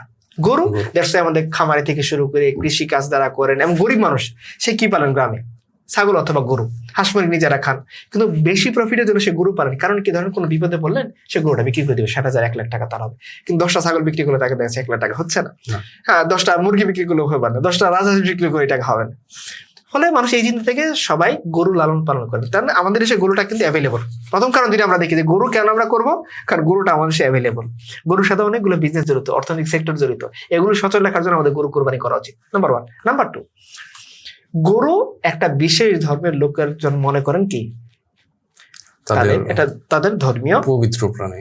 এটা কিন্তু মানে বানোয়াট কথা, এটা আমরা হয়তো পরের দিকে আলোচনা করবো ইনশাআল্লাহ। তো এখন দেখেন এই সমস্ত বিষয় এবং এটার সাথে আর একটা ইতিহাস জড়িত আছে। আমি ইতিহাসের ছোট একটু বলি, তারপরে আমি বলি যে কেন। বাবা আদম শহীদের নাম আমরা সবাই শুনেছি, এবং এই history of Sufism in Bengal, Enamul Haque তার কথা এখানে এনেছেন, এবং আরো এখানে এশিয়াটিক সোসাইটিতে তার ব্যাপারে অনেক প্রাচীন কিতাবগুলোতে আলোচনা আছে। তিনি বল্লাল সেনের সমসাময়িক লোক, অর্থাৎ 1083 থেকে 1179 সালের মাঝামাঝি সময়ের মানুষ। তিনি মোহাম্মদ বখতিয়ার খলজির বাংলা বিজয়ের আগে কিন্তু বাংলাদেশে এসেছেন। কারণ আমরা জানি অনেক সুফি সাধক কিন্তু সে 8ম শতক থেকে বাংলাদেশে আনাগোনা করেন, 9ম শতকে, 10ম শতকে, অনেক 11শ শতকে আছেন তারা। 13শ শতকের আগে তারা বাংলাদেশের বিভিন্ন অঞ্চলে ইসলাম প্রচার করেছেন। তার মধ্যে একজন হলেন বাবা আদম শহীদ। তো তিনি বল্লাল সেনের সময়ে এসে যখন তার অনুসারীদের নিয়ে গরু কোরবানি করলেন, এবং তার কথাগুলো কিন্তু ইয়েতে উল্লেখ আছে, আনন্দ ভট্টের বল্লাল চরিতে আমরা তার ব্যাপারে পাই। ওনার নাম দেয়া হচ্ছে, দাম দিয়ে তার আলোচনা আছে। তো ওইখানে দেখা যাচ্ছে যে তার অনুসারীদেরকে ওইখানে বলা হচ্ছে ম্লেচ্ছ, যে ম্লেচ্ছরা গরু কুরবানি করেছে। কুরবানি করার ফলে এই বল্লাল সেন তার উপরে চড়াও হয়ে হ্যাঁ, তাকে তার প্রতি যুদ্ধ করছে, যুদ্ধে হেরে গিয়ে তাকে প্রতারণামূলক ভাবে তাকে পরবর্তীতে হত্যা করা হয়েছে, শহীদ করে দেওয়া হয়েছে, দ্যাটস ওয়াই তাকে বলা হচ্ছে শহীদ। তো দেখেন, আপনি যদি আপনার ধর্ম নিয়ে পালন করেন, আমার তো সমস্যা নেই, সেকুলার দেশ, আপনি আপনারটা পালন করবেন, আমি আমারটা পালন করব। কিন্তু এখানে আমরা দেখতেছি কি ইতিহাসের মধ্যে একটা সংঘাত তৈরি হয় যে অন্য ধর্ম গরু জবাই করতে গেলে তার উপর চড়া হয়। এটা একবার না, শাহজালালের ক্ষেত্রে আমরা এই কাহিনীগুলো দেখি। হ্যাঁ, রাহিমাহুল্লাহর ক্ষেত্রে গরু গোবিন্দ সে কি করলো, বুরহানুদ্দিন সে তার সন্তান হয় না, সন্তান হলো, সে চিন্তা করলো এটা গরু কোরবানি দেবে, গরু কোরবানি দেওয়ার পর তার সন্তানকেও জবাই করে দিয়েছে, তার ডান হাত কেটে দিয়েছে। ফলে সে শামসুদ্দিন ফিরোজ শাহের কাছে গিয়েছে যে আমরা একটা প্রতিশোধ নিতে চাই। শামসুদ্দিন ফিরোজ শাহ কয়েকবার অভিযান পরিচালনা করলো, তিনি পারেননি। তিনি আলাউদ্দিন খিলজির কাছে যখন খবর গেছে, তিনি সৈয়দ নাসিরউদ্দিনকে পাঠাইছেন। নাসিরউদ্দিন পরবর্তীতে শাহজালাল রহমতুল্লাহ দুজনে মিলে গরু গোবিন্দকে এটা শিক্ষা দিয়েছেন। এবং আপনারা বিহারীলাল সরকারের তিতুমিরের জীবনীটা যদি পড়েন, সেখানে আপনি দেখবেন তিতুমিরও একই কাজ করেছেন, ওই সময় জমিদাররা একই কাজ। তার মানে একটা লম্বা সময় ধরে গরু কোরবানি করার আগে এদেশে ক্রিমিনালাইজড করে ফেলা হয়েছে, রাইট? এবং স্টিল নাও এখনো পর্যন্ত দেখবেন। এবং মুনতাসির মামুন, তিনি যে তার কালচার, বাংলাদেশের কালচার বইটা, বাংলাদেশের সংস্কৃতি নিয়ে যে বইটা লিখেছেন, তো তিনি বলতেছেন যে পাকিস্তান পিরিয়ডের আগেও গরু কোরবানি করা এই দেশে ছিল অন্যায়। 1000 বছর ধরে, 100 বছর ধরে উনি বলতেছেন আমাদের বাপ দাদাদেরকে লড়াই করে এই অধিকার আদায় করতে হয়েছে। কেন ভাই?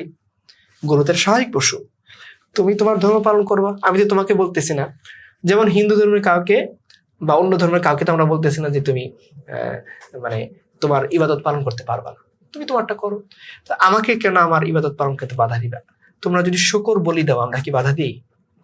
অনেক আছে না যে যারা একটু নিচু লেভেলে হিন্দু, দেখবেন তারা শুকর পালন করে। আমাদের গ্রামে আশেপাশে দেখতাম, আমরা কখনো বাধা দিইনি, আমাদের ধর্মে হারাম। আমাদের গ্রামে এসেছে, আমরা আমাদের এখানে কচু টচু খেয়ে যেত ক্ষেতের উপর দিয়ে, আমরা কখনো বাধা দিইনি, আমরা ওগুলো অ্যাভয়েড করে যেতাম। তো এই যে একটা পলিটিক্স তৈরি হয় যে আপনি যখন একটা হালাল প্রাণীকে বাধা দিবেন, তার মানে একটা অন্য একটা জিনিস তৈরি হচ্ছে, যেটার জন্য আপনার উচিত এই ব্যাপারটাকে নর্মালাইজড করার জন্য আমাদের উচিত কোরবানিটা দেওয়া। নয়তো আপনি ইতিহাসের এই বাকি মধ্যে পড়ে যাবেন, যেমন মুনতাসির যেটা বলছে যে আপনাকে আবার লড়াই করতে হবে হালাল একটা পশুকে জবাই করার জন্য। এটা তো কোনো সমস্যা নেই ভাই, আমি আমার টেরিটরিতে, আমি তো এই এমন দেখেন, আমরা কিন্তু এরকম না যে মুসলমানটাকে গরু জবাই করে হিন্দুদের এখানে ঢেলে দিচ্ছে যে তুই খা, না, আমরা এরকম কখনোই করিনি, করতেও আমরা কেন করবো এগুলো, তাই না? আমরা আমাদের এখানে মুসলমানদের মধ্যে বন্টন করতেছি, মুসলমান কমিউনিটিতে কাজ হচ্ছে, এটা আপনি কেন করতে দিবেন না? তার মানে এটা যদি আপনি না করেন, এটা ক্রিমিনালাইজড হবে, নাম্বার 1। নাম্বার 2, উলামায়ে কেরাম একেবারে, যদি আমি জাফর আহমদ ওসমানী সহ আরো কয়েকজনের কথা বলি, আমি আরো আগে যদি মুজাদ্দিদ আল ফেসানি রহমতুল্লাহি আলাই, তার মাকতুবাত শরীফের মধ্যে জাফর আহমদ ওসমানী রহমতুল্লাহি আলাই, এবং আরো অবাক হবেন আশরাফ আলী থানভী রহমতুল্লাহি আলাই, এবং আরো অবাক করার বিষয় সৈয়দ আবুল আলী মওদুদী রহমতুল্লাহ আলাই, ওনারা সবাই বলেছেন এই উপমহাদেশে গরু কুরবানি করা হচ্ছে ইমানদার হওয়ার লক্ষণ নমুসলিমদের ক্ষেত্রে। কেন? কারণ ধরেন যারা হিন্দু ধর্ম থেকে মুসলমান হয়েছে, তাদের মধ্যে পূর্ববর্তী মুশরিক সংস্কৃতির প্রভাব আছে কিনা এটা প্রুফ করবে যে সে গরু জবাই করতে রাজি হয় কিনা। তার মানে কারো মনের মধ্যে শিরকি কালচার আছে কিনা এটা প্রুফ করার জায়গা কি? গরু কুরবানি। এবং আল্লামা জাফর আহমদ ওসমানী তিনি খুব চমৎকার ভাবে বলেছেন যে মুসলমানদের আগমনের পূর্বে কিন্তু ওরা মুশরিকরা গরুকে অনেক সম্মান করত, এবং অনেকেই গরুকে প্রভু, মা, দেবতা এই লেভেল নিয়ে যেত।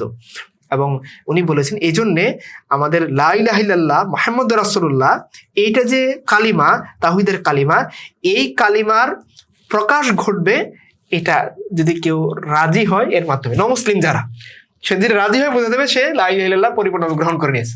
এটা হবে ইসলামের শিয়ার এই হিন্দুস্তানের প্রেক্ষাপটে। এবং তিনি আরো বলেছেন যে এর মাধ্যমে তিনি কোরআন শরীফের সূরা হজের 36 নম্বর আয়াতকে বুদনা শব্দটাকে ব্যাখ্যা দিয়ে আল কামুস আল মুহিত থেকে আরো অনেকভাবে তিনি দেখাইছেন। আপনারা চাইলে ফতোয়াটা দেখে নিতে পারেন। এটা আপনারা ইমদাদুল হাকামের 4 নম্বর খণ্ডের মধ্যে পেয়ে যাবেন, করাচি থেকে প্রকাশিত হয়েছে। তিনি এই বুদনা শব্দ থেকে এখান থেকে বলেছেন যে গরু কুরবানি করাটাও ইসলামের শেয়ার, যেমনটা উট কুরবানি করাটা ইসলামের শেয়ার। এবং তিনি আরো বলেছেন উপমহাদেশে বিশেষ করে এই জিনিসটা দ্বারা প্রুভ হবে যে তার মধ্যে ঈমান আছে কিনা, যেমনটা মাকতুবাত শরীফের মধ্যে মুজাদ্দিদ আল-ফেসানি রাহমাতুল্লাহ আলাইহি তিনি নিজেও এই কথা বলেছেন।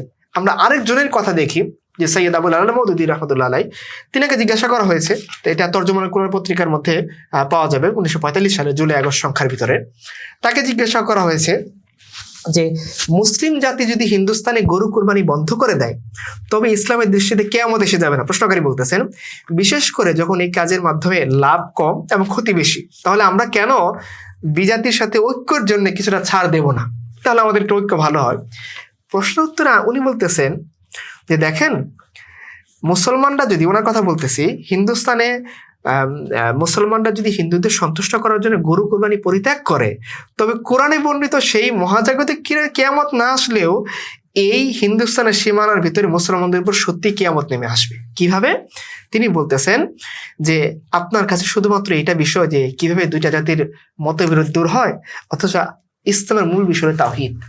ইসলাম এটা দেখে না যে মুশরিকের সাথে আমার মতবিরোধ দূর হচ্ছে কি হচ্ছে না, ইসলাম দেখবে তাওহীদের সাথে আমার কাছে সামঞ্জস্যপূর্ণ হচ্ছে কি হচ্ছে না, শিরক থেকে আমি বাঁচতে পারতেছি কি পারতেছি না। এবং উনি আরো বলতেছেন যে এই হিন্দুস্তানে কিন্তু গরুকে পূজা করা হয়, গরুকে উপাসনার পর্যায়ে নিয়ে গরুকে মা বলে আরাধনা করা হয়। কাজে উনি বলতেছেন সেখানে গরু কুরবানি করা একবার জায়েজ কাজ না, যে এটাকে আপনি বলবেন যে চাইলে করতে পারেন চাইলে না করতে পারেন। উনি বলছেন যে না, বরঞ্চ এই দেশে গরু কুরবানি না করলে তার মধ্যে ঈমান নাই, নমুসলিম যারা সন্দেহ পোষণ করতে হবে। ওনার কোলটা আমি পড়তেছি। উনি বলতেছেন, ইসিলিয়ে হিন্দুস্তান মে गायों की कुर्बानी को मैं वाजिब समझता हूँ। উনি বলতেছেন যে ঠিক এই সমস্ত কারণে আমি হিন্দুস্তানে গরুর কুরবানি করাকে মুসলমানদের জন্য ওয়াজিব মনে করি। এবং তিনি আরো কি বলতেছেন যে কারো ঈমান ততক্ষণ পর্যন্ত গ্রহণযোগ্য নয়, और उसके साथ मेरे नजदीक किसी नौ मुस्लिम हिंदुओं का इस्लाम इस वक्त तक मुअतबिर नहीं है जब तक वो कम अज कम एक मर्तबा गायों का गोश्त ना खाए। যে বলতেছেন যতক্ষণ পর্যন্ত একজন নও মুসলিম যে হিন্দু ছিল মুসলমান হয়েছে, সে যদি গরুর গোশত খাইতে রাজি না হয়, তাহলে আমি তার ঈমান সঠিক হয়েছে বলে মনেই করি না। তো তার ঈমান সঠিক হয়েছে এটা বিষয়, সে যে গরুর প্রতি পূজা করে না তার প্রমাণ হলো সে গরু খাইতে রাজি হয়েছে। তার মানে সবাই, আমি যে বললাম একেবারে থেকে শুরু করে আহমদ সিরহিন্দ রহমতুল্লাহ থেকে শুরু করে আশরাফ আলী থানভী রহমতুল্লাহ, জাফর আহমদ ওসমানী এবং সৈয়দ আবুল আলা মওদুদী রাহিমাহুল্লাহ, সবাই এই বিষয়টাকে অন্তর্ভুক্ত করেছেন এবং বলেছেন যে এটা ইসলামের শিয়ার। কারণ এটা দ্বারা প্রুভ হবে তার মধ্যে শিরকটা আছে কিনা, গরুর প্রতি মহত্ব আছে কিনা। যেমনটা ইহুদিদের অনেকে যারা মুসলমান হতো তারা কিন্তু উট খেতে চাইতো না, এটা ছিল তাদের একটা পরীক্ষা। ফলে আল্লাহ সুবহানাহু ওয়া তাআলা সূরা বাকারা 208 নম্বর আয়াত নাযিল করে এই ভুলটা ভেঙে দেন যে না, তোমাদের উট খেতে হবে। কারণ কি? হালাল প্রাণী। তুমি ইহুদি ছিল সেটা কি ভিন্ন বিষয়, ইসলাম তো উট হালাল। এস সেম এস যে একজন নমুসলিম হয়েছে মুশরিক থেকে আমাদের হিন্দুস্তানে, সে যদি গরু কুরবানি করতে রাজি না হয়, গরুর গোশত খাইতে রাজি না হয়, ওনারা আলেমরা বলতেছেন যে এর দ্বারা প্রমাণ হয় তার মধ্যে শিরকের প্রতি প্রভাব আছে, এটা তাওহীদের সাথে সাংঘর্ষিক। সো তাকে আগে গরু খাইতে হবে, দেন তার ঈমানটা মুকাম্মাল হবে। এটা আপনার মধ্যে অর্থটা খুব স্ট্রং করে তিনি সবার চেয়ে আরো বেশি শক্তভাবে বলেছেন। সো এই জন্য আমরা মনে করি যে উলামায়ে কেরামের এইটার বাইরে আমাদের চিন্তা করা দরকার নেই। মুজাদ্দিদ আহলে সানি, জাফর আহমদ ওসমানী, আশরাফ আলী থানভী রহমতুল্লাহ আলাইহি, মাওলানা মওদুদী রহমতুল্লাহ, ওনাদের মতো বড় বড় উলামায়ে কেরাম যেখানে এটাকে ইসলামের শিয়ার বলেছেন, শিরক থেকে মুসলমান থেকে পৃথক করার জন্য। সো এটা নিয়ে আমাদের মতো নাদানদের বেশি চিন্তা না করলেও চলবে। আমাদের উচিত বেশি বেশি গরু কুরবানি দেওয়া। এটার কারণ হলো নয়তো এটাকে আরো বেশি ক্রিমিনালাইজ করে ফেলা হবে। মুনতাসির বাবার মতো বলতে হয় যে আমাদেরকে হয়তো আরো 17 বছর লড়াই করতে হবে যদি আমরা এই ট্রেডিশনটা ছেড়ে দিই। আচ্ছা, লড়াইয়ের বিষয়ে যখন বললেন, আমি এই বিষয়ে একটু তথ্য অ্যাড করতে চাই যে আমাদের অনেক ইউনিভার্সিটির হলে কিন্তু গরু কুরবানি হয় না, গরুর মাংস বিক্রি হয় না। হ্যাঁ হ্যাঁ। তো এই বিষয়ে দেখা যায় যে হয়তো হিন্দু ছাত্র অনেক ফেস্টে দেখবেন মুসলমান ছাত্রদের ফেস্ট গরু খেতে দিবে না। ফেস্ট ধরেন বছরে একদিন, এবং আমি যেটা বলছি যে সারা বছর তারা সারা বছর ক্যান্টিনে গরু বন্ধ থাকে, কোনো ধরনের গরু থাকে না। তো অনেক সুনামধন্য রেস্টুরেন্টে দেখা যায় যে গরু থাকে না, এবং সেই বিষয়ে তাদের কাছে তারা কোনো জবাব দেয় না। তো এই প্রভাবগুলো কিন্তু আমাদের আসলে শিথিলতার কারণে আসছে কিনা, এটা কিন্তু একটা প্রশ্ন থেকে যায়। তো এবং দেখেন ওইখানে কিন্তু কেউ কথা বললো যে ঠিক আছে হিন্দু ছাত্ররা তারা চাইলে পাঠা বলি দিয়ে তারা খাবে, মুসলমান ছাত্ররা গরুর জন্য আপনি ক্যান্টিনে গরু রাখবেন, তখন কিন্তু বলা হচ্ছে না, ঐক্য নষ্ট হবে। তো এই বিষয়টা হলো যে এটা আমাদের হিপোক্রেসির পরিচয় আর কি। আচ্ছা, তো গরু কেন খেতে হবে এই প্রশ্নটা আমাদের মাঝে কি জন্য আসছে বলে আপনি মনে করেন? এই বিষয়ে কি গরু কেন্দ্রিক কোনো রাজনীতি আছে কি? কাউ পলিটিক্স, ক্যাটেল পলিটিক্স এরকম কিছু আছে কিনা? হ্যাঁ, এরকমটা আছে। এটা মানে হিন্দুস্তান ধরেন যে ব্রিটিশদের পিরিয়ড থেকে এটা চলে আসে, মানে গরুর রাজনীতিটা বিষয়টা। যেমন ধরেন গরু খাওয়া যে বেদে এবং প্রাচীন হিন্দুদের ধর্মে মানে নিষেধাজ্ঞা ছিল না, এই ব্যাপারে অনেকে আলোচনা করেছে। আমি কয়েকজনের নাম বলে আমি নোট করে নিচ্ছি। হ্যাঁ, যেমন স্বামী বিবেকানন্দের আলোচনা আছে, হ্যাঁ, ওনার এই বায়োগ্রাফির ভিতরে, এবং ওনার অনেকগুলো সাক্ষাৎকারের ভিতরেও তিনি যখন গোরক্ষা আন্দোলন হচ্ছে, আমি একটু পরে বলতেছি, বিবেকানন্দের আলোচনা আছে তিনি এটাকে খুবই কি করছেন, এটা কি, এটা নাকি তারা কি আন্দোলন করতেছে। এবং একটা বই আছে ডক্টর রাজেন্দ্র প্রসাদের, বিফ ইন এনসিয়েন্ট ইন্ডিয়া। আর প্রফেসর ডিএন ঝায়ের একটা বই আছে, the myth of holy cow.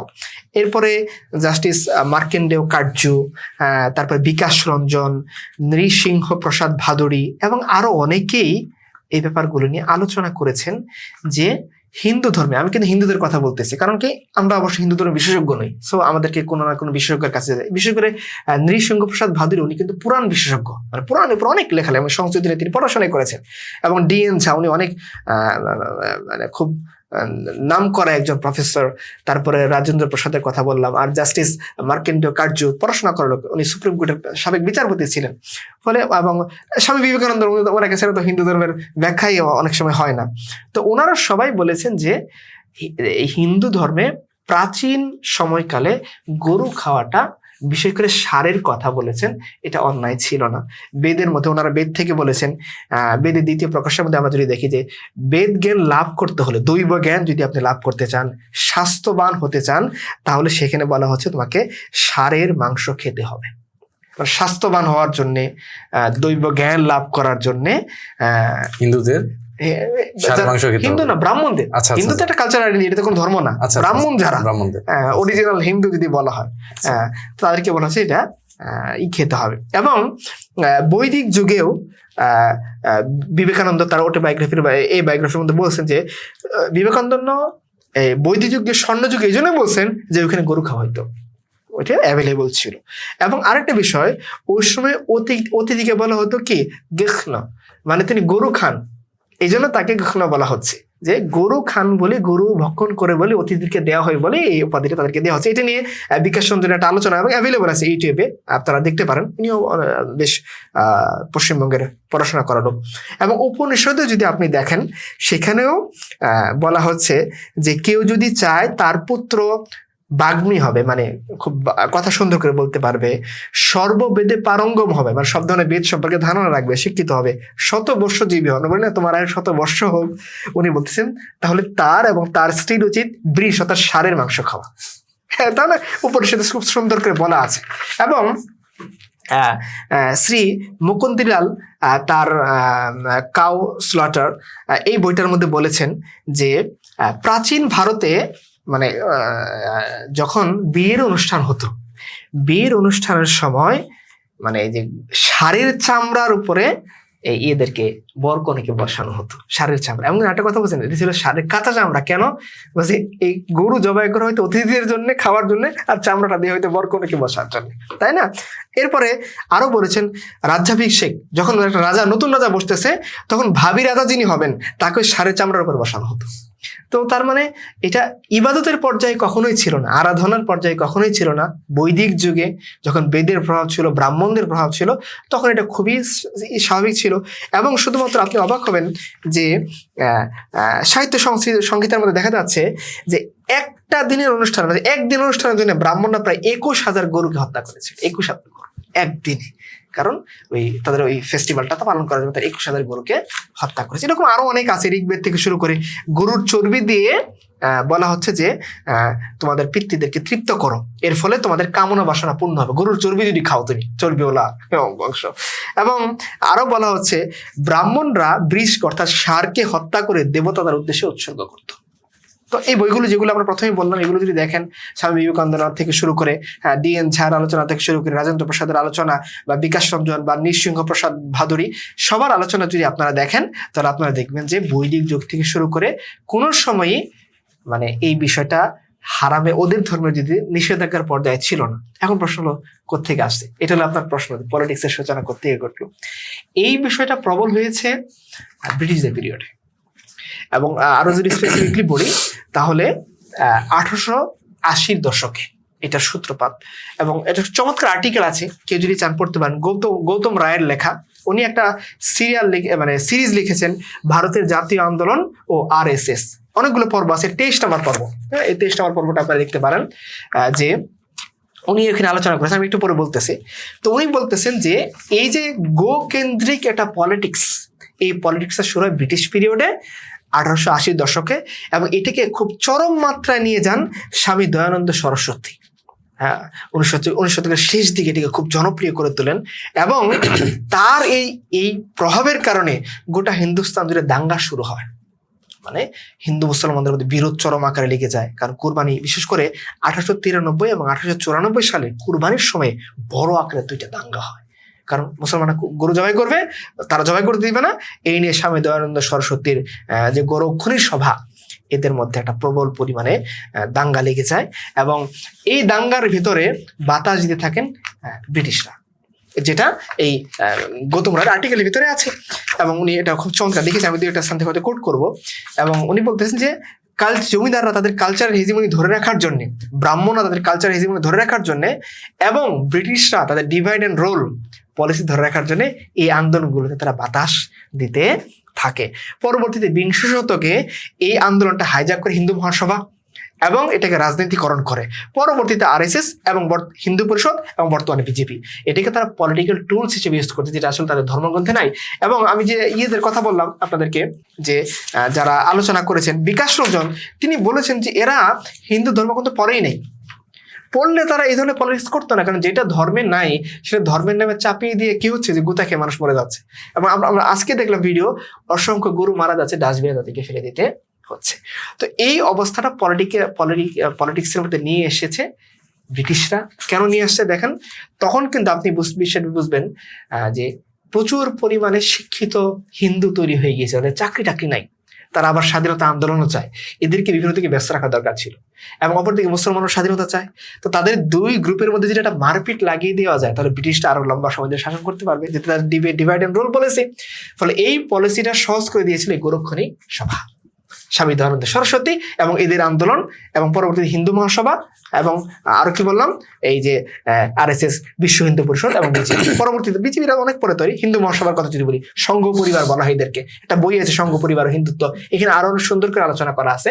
তো তারা দেখিয়েছে এটা ছিল ব্রিটিশদের অধীনে তৈরি করা একটা পলিটিক্যাল আন্দোলন, হিন্দু মুসলমানদের মধ্যে দাঙ্গা লাগিয়ে ব্রিটিশদের শাসনকে দীর্ঘায়িত করা, এবং হিন্দুদের যে ব্যস্ত রাখা, মুসলমানদের ব্যস্ত রাখা, এবং হিন্দুদেরকে হাতে রাখা, যে আমরা তোমাদের সাথে আছি, তোমরা এটা করো।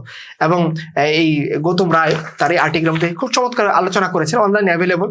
তিনি বলতেছেন যে এই আন্দোলনটা মূলত শুরু করেছিল কি পাঞ্জাবের কুকা সম্প্রদায়, এবং এটাকে প্রশাসনিকভাবে মদত দিয়েছে জমিদাররা কালচার হেজিমনি ধরে রাখার জন্য, ব্রিটিশরা তাদের ডিভাইড অ্যান্ড রুল পলিসি ধরে রাখার জন্য। এবং আরো বলছেন যে এর ফলে এমন একটা সাম্প্রদায়িক পরিবেশ তৈরি হয়, দুর্গন্ধময় পরিবেশ, যে আগে যেখানে মানুষ হিন্দুস্তানের বর্ডার রক্ষা করার জন্য, স্বাধীনতার জন্য মানুষ উজ্জীবিত ছিল, ওইখানে গিয়ে তারা গরু রক্ষার জন্য আন্দোলন নেমে পড়ে। দেখেন মোড়টা কোথায় ঘুরে গেল, ব্রিটিশদের স্বাধীনতা, ব্রিটিশ খেদাও আন্দোলন, এগুলো বাদ দিয়ে আমাদের আন্দোলনের মুখ কোথায়, গরু বাঁচাও আন্দোলন, মুসলমান মারো আন্দোলন, দাঙ্গা লাগাও আন্দোলন। ব্রিটিশ যেন সহজ, ফলে ব্রিটিশরা এদেরকে কাজে লাগলো, এটা উনি বলতেছেন। এবং বলছেন উনি ওনার শব্দ বিভৎস সাম্প্রদায়িক মেরুকরণ সৃষ্টি হয়। এবং উনি বলতেছেন সাম্প্রদায়িক চিন্তা প্রসূত দৃষ্টিভঙ্গির আন্দোলন বিকাশ লাভ করে, সে আন্দোলনকে কার্যত নিজেদের আন্দোলন, নিজেদের স্বার্থে ব্যবহৃত করে আর্য সমাজ স্বামী দয়ানন্দ সরস্বতীর। এবং কুকা সম্প্রদায়ের আন্দোলনটি কার্যত হাইজ্যাক করে এই আন্দোলনকে গোটা ভারতবর্ষে ছড়িয়ে দিয়ে তাদের তথাকথিত শুদ্ধি আন্দোলনের ভেতর দিয়ে মুসলমান খ্রিস্টান সম্প্রদায়ের বিরুদ্ধে বিদ্বেষ বিভাজনের রাজনীতিকে একটা বলগাহীন জায়গায় পৌঁছে দেওয়ার ক্ষেত্রে উৎসাহী হয়ে পড়ে। এবং আরো অনেকগুলো চমৎকার কথা বলেছেন তিনি। আমরা হয়তো সময়ের স্বল্পতার কারণে এগুলো বলতেছি না। বলছেন এইভাবে করে সামাজিক মেরুকরণ তৈরি হয় এবং হিন্দু সাম্প্রদায়িকতা, হিন্দুত্ববাদের বিকাশ ঘটে, গরু কেন্দ্রিক একটা পলিটিক্স তৈরি হয়। এবং উনি শেষের দিকে এসে বলতেছেন, হিন্দুদের ভেতর হিন্দু ধর্ম রক্ষার প্রশ্নে গো হত্যা একটি গুরুত্বপূর্ণ বিষয়, এই দৃষ্টিভঙ্গি জাগিয়ে তোলা হয়। এর মাধ্যমে কি হয়, রাজনৈতিক হিন্দুরা সাম্প্রদায়িকতার পালে হাওয়া জুগিয়ে ব্রিটিশ সাম্রাজ্যবাদের বিভাজনের নীতিকে, বিভাজনের মধ্য দিয়ে দেশকে শাসনের এবং শোষণের কার্যক্রমকে এগিয়ে দেওয়ার লক্ষ্যে সব রকম ভাবে কাজ করে গিয়েছে।